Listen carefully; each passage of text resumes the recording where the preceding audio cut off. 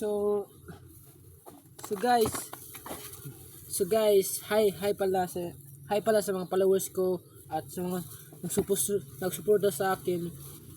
Dito pala tayo ngayon sa tabi ng baybayin para kumain ng binao nating saging. Tingnan mo naman tong saging na to, binaon pa to ng nanay ko. Kaya pagmamalaki ko to, kakainin ko to, uubusin ko to. Kasi hindi ko alam kung gaano kahirap ang ginawa o dinaanan ng mga magulang ko para lang bigyan ako ng pambaon sa araw-araw sa aking pag-eskwela. Kaya ipapayo ko lang sa inyo, sa mga iba dyan, kung ano lang ang nabigay ng magulang sa inyo, yun lang, kasi hindi mo alam kung anong kahirapan nila para lang makapag-aral ka ng mabuti at mabaunan ka araw-araw. Kaya wag mo pagalitan at wag kang magalit sa mga magulang mo. Dapat mahalin mo ang mga magulang mo. Siltok yan ha. Kakainin natin saging dahil ito ang pinabaon ng nanay natin. Ito lang pinayo. Kakain tayo. Dahil galing to sa naghirapan ng ating magulang. Mag-aral na mabuti. Kasi kapag matapos na mag-aral, tapos na ang paghirap natin. Makabawi din tayo sa ating mga magulang sa paghirap nila sa araw-araw.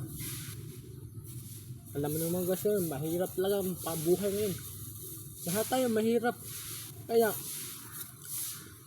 huwag tayo mawala ng pag-asa. Mag-aral lang tayo. Kumain ng saging. Paborito kong saging ito guys. Ginawa pa ito ng mama ko guys. Kaya kakainin natin guys. Ang sarap.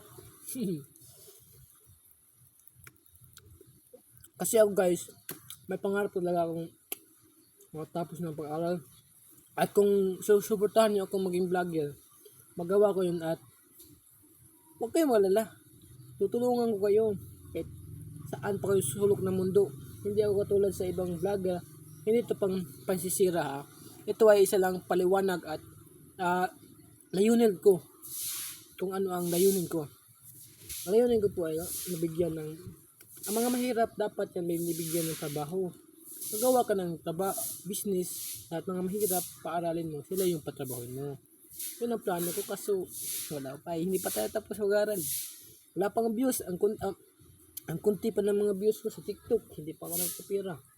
At wala pa nga kunti pa ang followers ko. Pero kapag ako'y aangat na sa buhay, hindi ko iiwan, hindi ako tulad sa iba na kapag angat sila, ang mga tao na suporta ay hindi binibigyan kahit Pasko. Binibigyan sana sila. Pasko, birthday, kahit anong okasyon yan, basta makatulong ka. Kapag ako yaman, tandaan mo yan, tutulungan kita. Huwag mo alala, I catch you bro.